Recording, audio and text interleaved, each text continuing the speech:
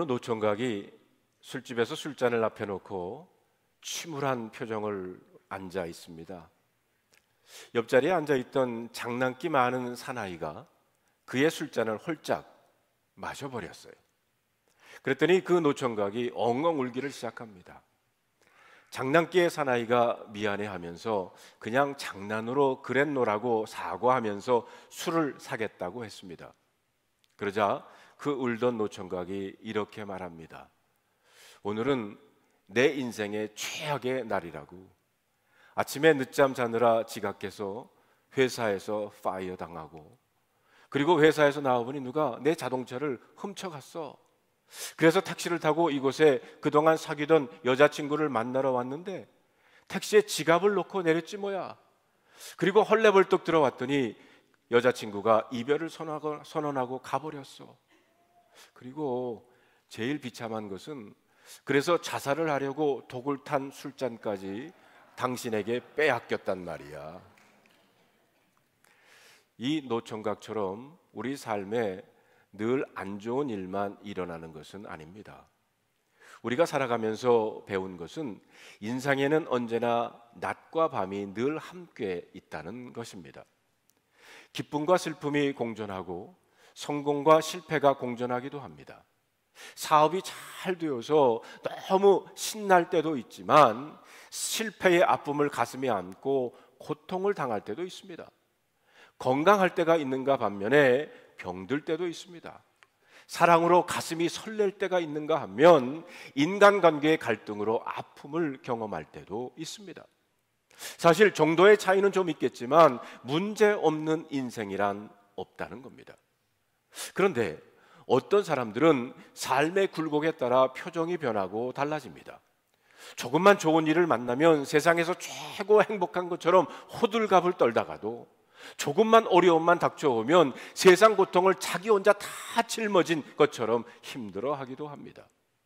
그러나 하나님의 사람들은 그런 환경의 변화에 의해 왔다 갔다 하는 사람이 아니라는 것입니다.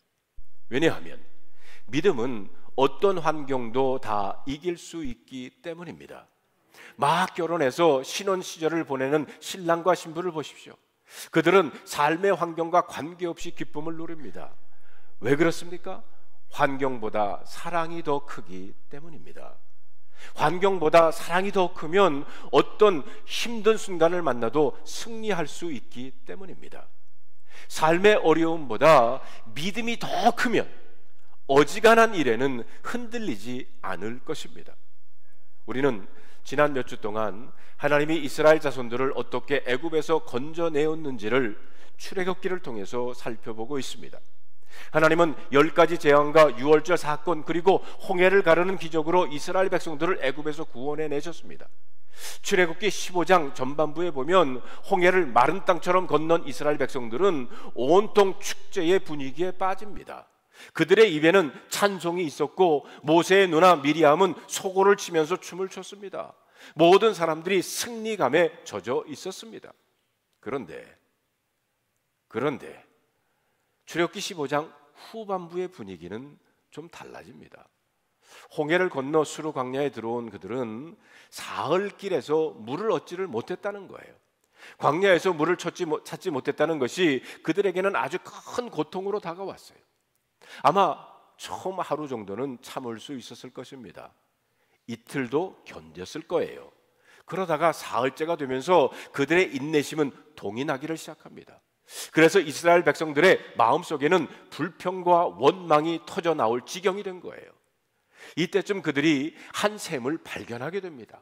그들은 그 샘으로 뛰어가가지고 그들의 목마름을 해결하려고 했어요.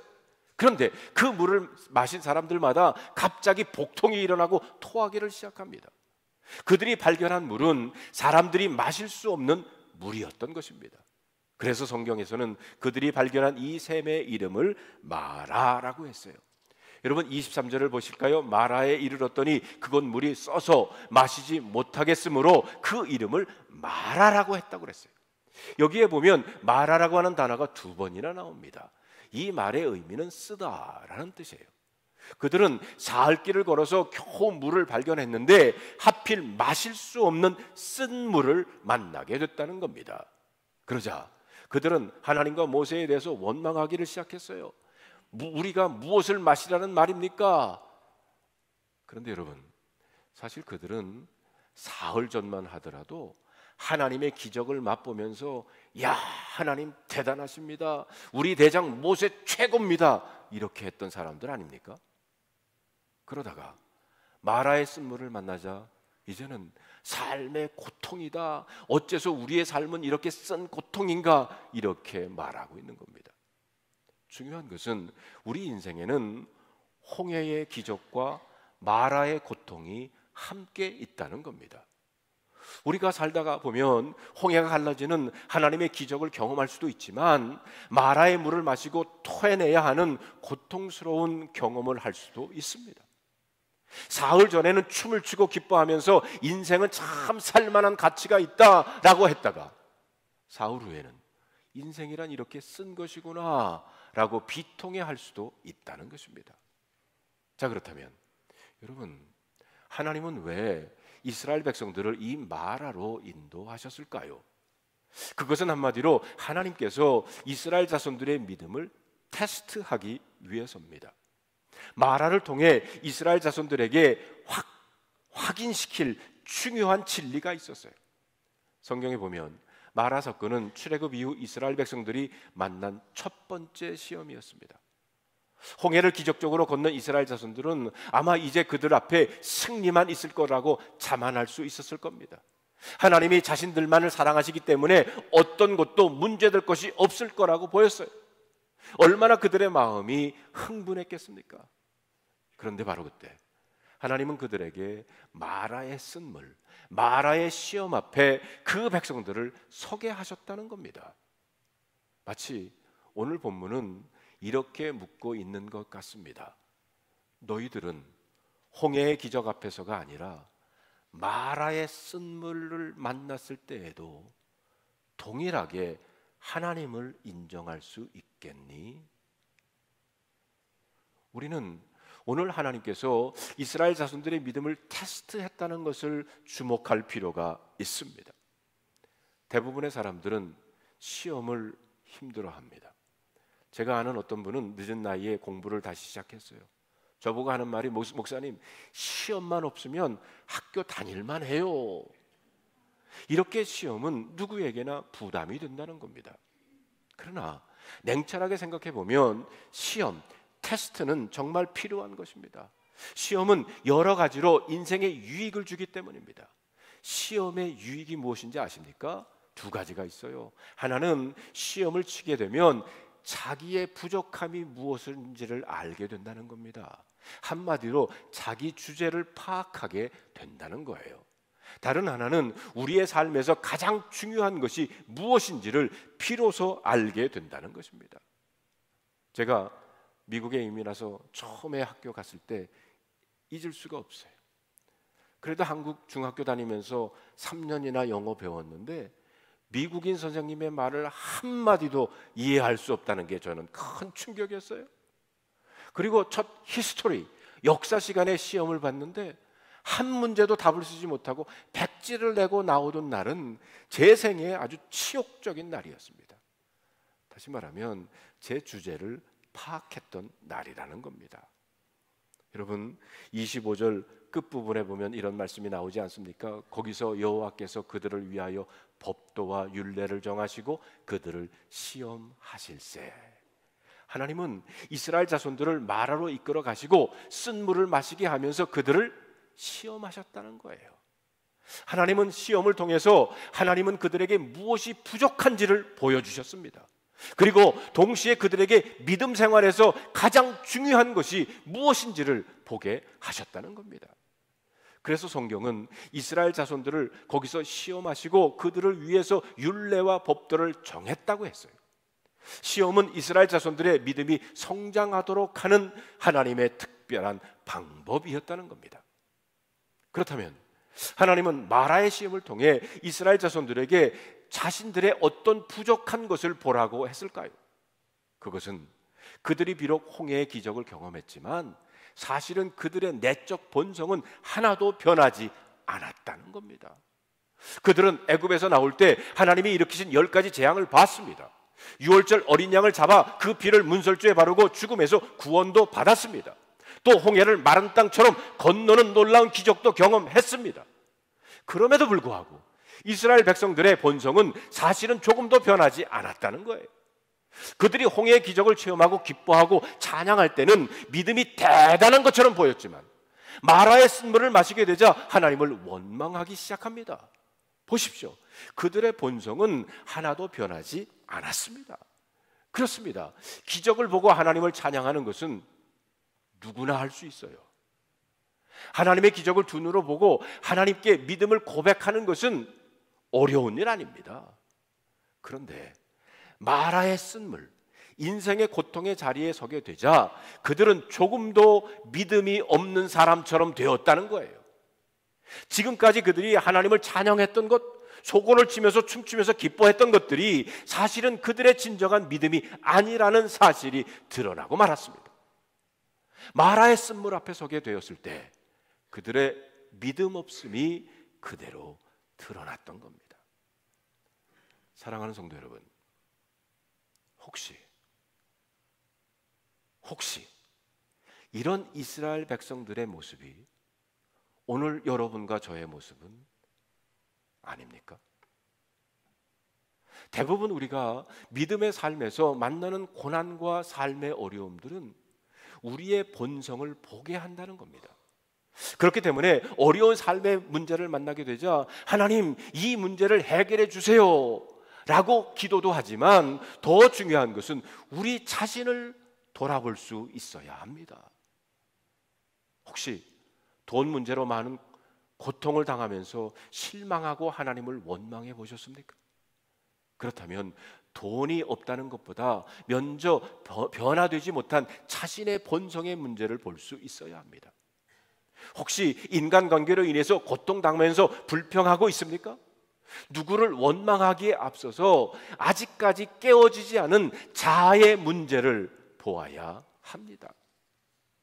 그러므로 우리는 이렇게 기도해야 합니다. 스크린에 나오는 기도문을 우리 다 같이 한번 읽어볼까요? 오 하나님, 저는 여전히 변하지 않았습니다. 고난을 당하자 저의 강팍한 마음, 저의 병든 마음이 그대로 드러났습니다. 오 주님, 저를 치료하여 주십시오. 그렇다면 여러분, 하나님은 마라의 쓴물 앞에서 이스라엘 자손들의 믿음 없음을 드러내시고 그들에게 가르치기 원했던 것은 무엇이었을까요? 마라의 쓴물 앞에서 이스라엘 자손들이 배워야 했던 것은 두 가지가 있습니다. 첫째는 하나님은 이스라엘 자손들을 마라의 쓴물 앞에 세우시고 하나님이 치료의 하나님이시라는 것을 배우게 하셨습니다. 대체로 사람들은 편안할 때에는 하나님을 잘 배우지를 못합니다. 우리들의 악한 본성은 편안하면 게을러지기 쉽게 하나님과 멀어지기 쉽다는 겁니다. 그래서 하나님은 때때로 우리들을 시험 앞에 세우시고 하나님이 어떤 분이신 것을 깊이 깨닫게 하신다는 것입니다. 여러분, 설교를 듣고 변화되면 얼마나 좋겠습니까? 그런데 대부분의 경우는 설교 듣고 은혜는 받을 수 있지만 변화는 잘 되지 않습니다. 성경에 보면 우리 믿음의 선배들 역시 삶의 고통에서, 삶의 고난에서 하나님을 더 깊이 알고 배우게 됐어요. 아브라함 같은 경우에도 하나밖에 없는 이삭을 모리아산에 바치라고 했던 그런 고난 가운데 하나님께서 준비해 주시는 여호와 이레 하나님을 배우게 됐습니다. 모세 같은 경우에는 승리하게 하시는 하나님 여호와 니시를 알게 됐고요. 사무엘 같은 경우에는 하나님께서 여기까지 우리를 도우셨다고 하는 에베네셀의 하나님을 알게 됐습니다.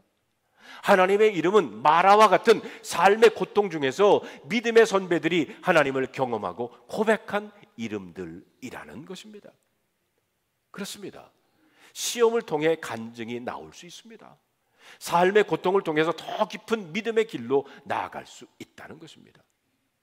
본문에 보면 마라 앞에서 이스라엘 자손들은 비로소 하나님을 치료하시는 하나님 여호와 라파를 알게 되었고 배우게 되었습니다. 하나님은 쓴물을 단물로 바꾸시면서 이스라엘 자손들에게 당신이 치료하시는 하나님이라는 것을 깨우쳐 주셨어요. 그래서 26절 마지막 부분에 보면 나는 너희를 치료하는 여호와임이니라. 여러분들은 우리 하나님이 치료의 하나님이심을 믿습니까? 물론 하나님의 치유를 육체적인 치유에만 시킬 필요는 없습니다. 하나님의 치유는 전인적인 치유예요. 인간의 내면과 영혼까지도 치유하십니다. 그래서 하나님을 만나면 정신적으로 고통당하는 자가 치유됩니다. 하나님의 치유는 우리의 어두운 환경에도 미쳐요. 가난이라고 하는 환경을 하나님은 치유하셔서 복된 삶을 살게도 하십니다. 하나님의 치유는 가정에도 미쳐서 가정이 파괴되고 상처 입는 사람들을 치유하기도 하십니다. 언젠가 어느 목사님의 설교에서 들은 이야기인데, 우리도 자식을 키우다 보면은 가끔 가슴이 무너지는 일들이 있지 않습니까? 이 가정에도 아들 둘, 딸 하나를 낳아서 잘 키웠대요. 제일 큰 아들이 그래도 머리가 상당히 좋아서 공부도 곧잘 했답니다. 그런데 고등학교를 들어가면서 조금씩 이상해지기를 시작했어요. 학교도 잘 나가지 않고 방 안에 처박혀 있고 나오지도 않고 손님이 와도 인사도 할 줄 모르는 좀 이상해지는 아이가 되어갔답니다. 그러니 그 부모의 마음이 얼마나 애가 탔겠습니까? 그래도 믿음이 있던 이 집사 부부는 하나님 앞에 매달려서 기도하기를 시작했어요. 어떻게 하든지 이 아이를 일으켜 세우려고 애를 썼습니다. 고등학교를 졸업하고 서울에 있는 대학교에 보내려고 서울로 올라왔는데, 그런데 시험 보러 왔다가 이 아이가 도망을 갔더래요. 그리고는 그 다음부터 점점 악화되더래요. 날마다 집에서 TV만 보고 방 안에서 꼼짝을 안 하는 겁니다.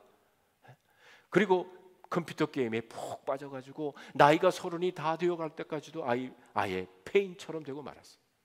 그렇게 절망적인 상황이었지만 그래도 이 집사 내외는 새벽마다 하나님 앞에 와서 부르짖었어요.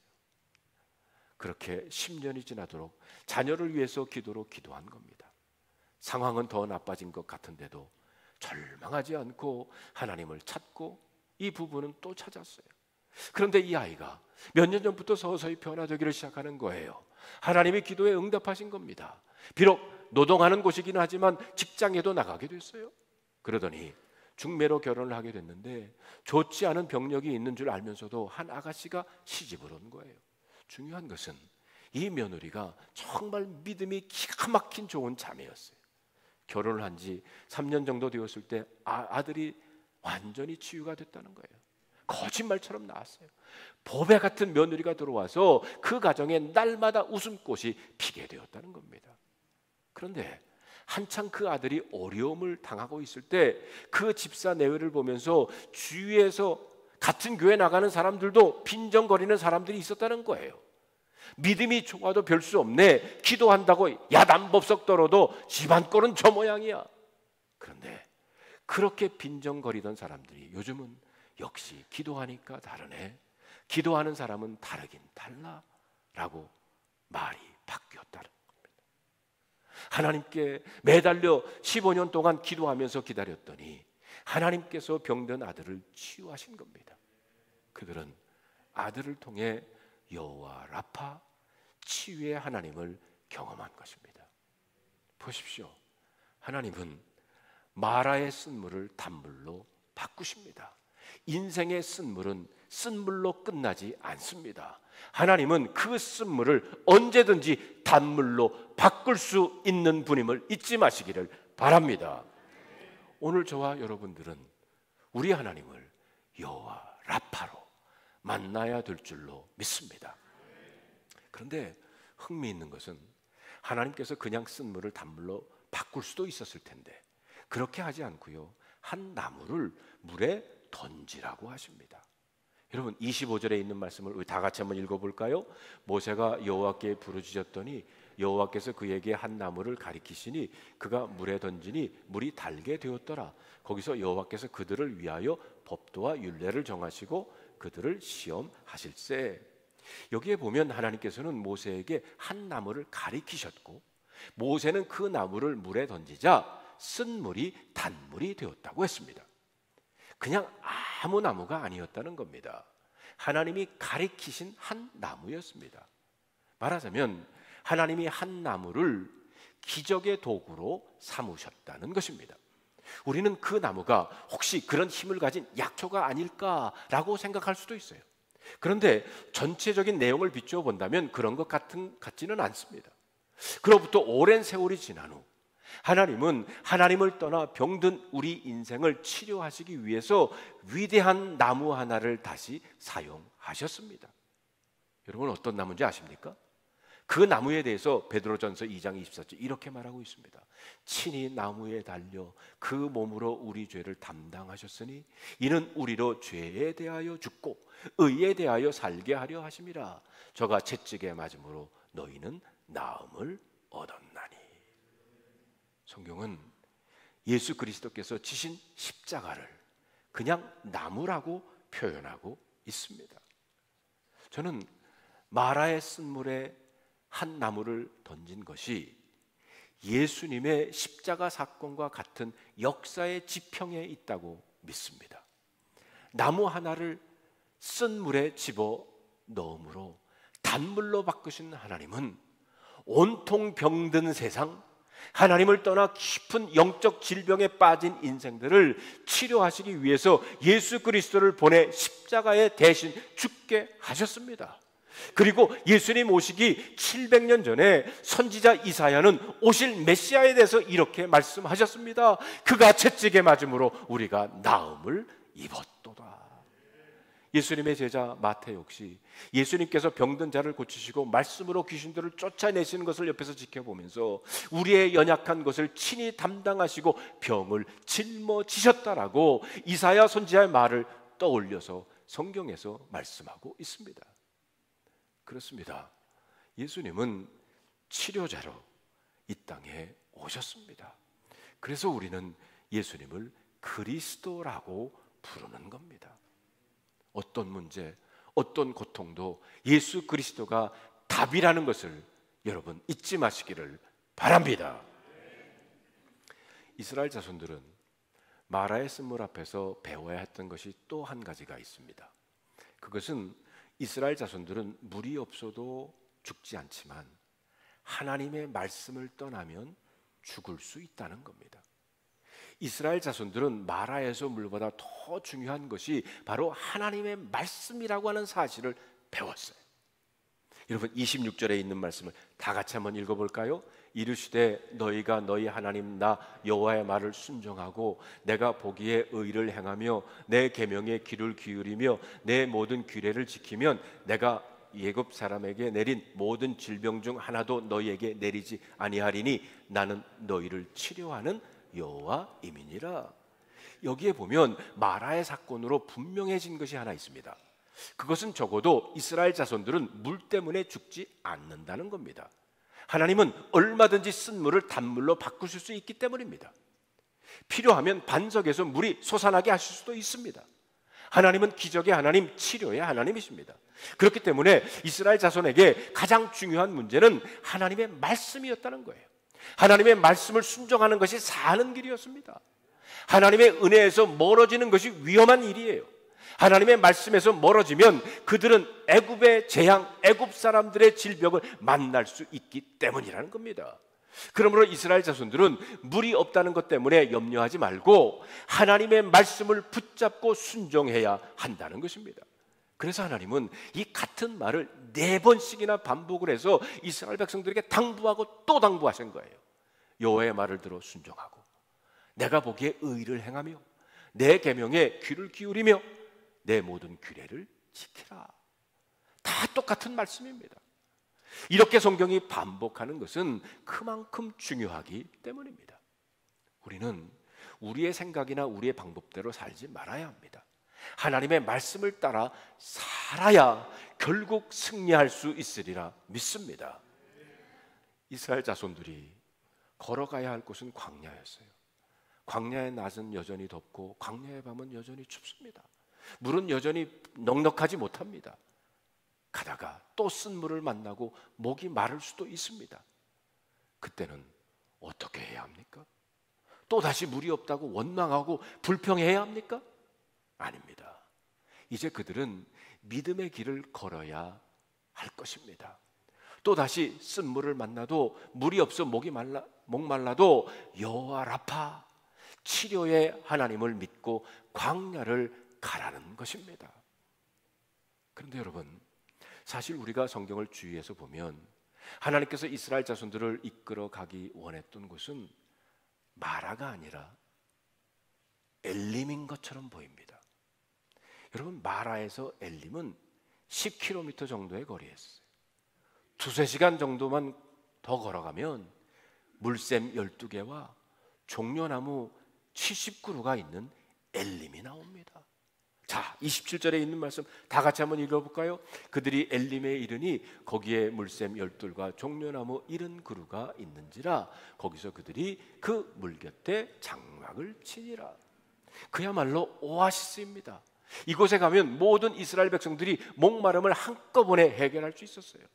아마 하나님은 이스라엘 자손들을 위해 엘림을 준비해 두신 것처럼 보입니다.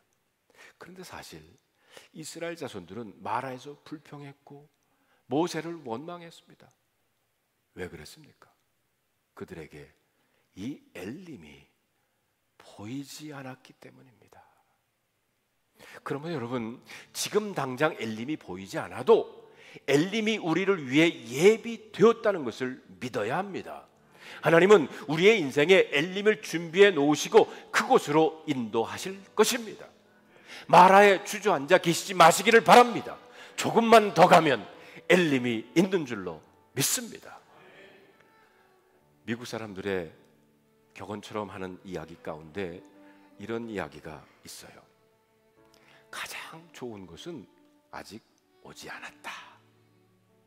The best is yet to come.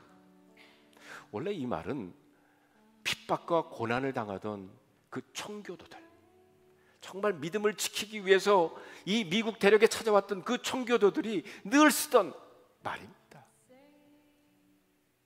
성도 여러분, 지금 여러분의 삶이 어렵습니까? 그렇다면 이렇게 외치시길 바랍니다. 가장 좋은 것은 아직 오지 않았다. The best is yet to come. 고단하게 피곤하게 살고 있는 이웃들에게 여러분 조용히 다가가셔서 이렇게 말해 주시기를 바랍니다. 가장 좋은 것은 아직 오지 않았어. The best is yet to come. 여러분 다 같이 한 목소리로 한번 외쳐보시기를 바랍니다. 가장 좋은 것은 아직 오지 않았다. The best is yet to come. 이 말을 오늘 본문에 나타난 말로 바꾸면 아마 이렇게 바꿀 수가 있어요. 우리는 아직 엘림에 오지 않았다. 그렇습니다. 우리는 아직 엘림에 오지 않았습니다. 우리에게는 아직 엘림이 기다리고 있습니다. 성도 여러분, 하나님께서는 여러분들을 위해서 엘림을 준비하고 계신 줄로 믿습니다. 믿음의 길을 포기하지 마시고 그 길이 광야일지라도 포기하지 마시고 엘림을 기대하면서 승리하시는 여러분들이 되시기를 주님의 이름으로 축원합니다. 오늘 이 말씀을 여러분 마음속에 간직해 보면서 다음 세 가지 질문에 여러분 스스로가 한번 답해 보시기를 바랍니다. 첫째로, 여러분이 요즘 경험하는 마라의 쓴물은 무엇인가요?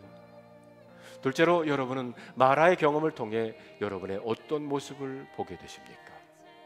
셋째로, 여러분에게 엘림은